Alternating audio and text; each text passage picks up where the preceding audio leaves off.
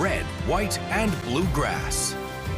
There is economic uncertainty amid fears of a global trade war as President Donald Trump keeps moving the goalposts on tariffs. Trump's tariffs on Mexico and Canada took effect this week, but just one day later, the president reversed course, pressing pause on tariffs for about 50% of imports from Mexico and 38% of imports from Canada for a month. However, the widespread fears of the economic fallout from a broader trade war caused alarm in the stock market. On Friday, the president threatened reciprocal tariffs on Canadian dairy and lumber.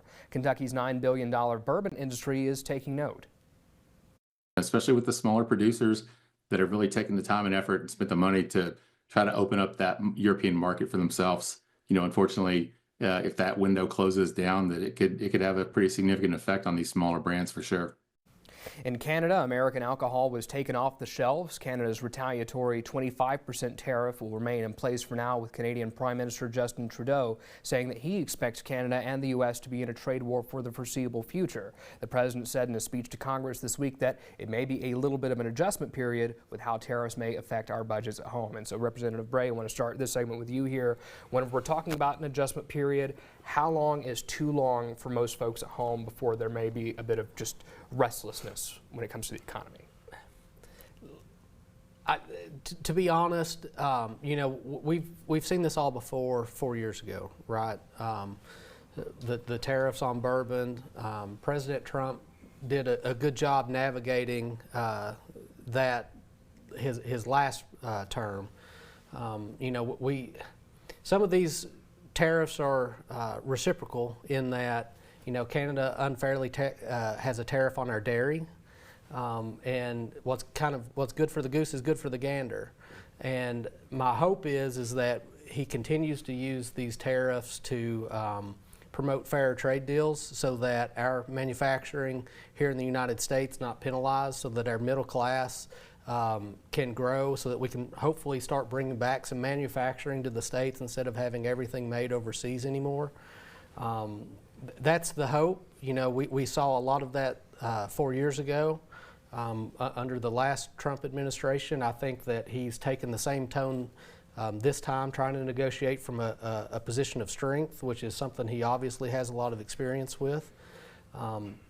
So I have high hopes that these are going to be productive negotiations. We've seen a couple times now he'll throw a tariff on and then pull it off, trying to get negotiations on a trade deal on this issue or that issue. And it's worked. If we look at what happened with Mexico the last go round, now all of a sudden the Mexican government has an interest in stopping illegal immigration and stopping the cartels. So I do think there's a lot to negotiating from a position of strength. President Trump is doing a very good job of doing that.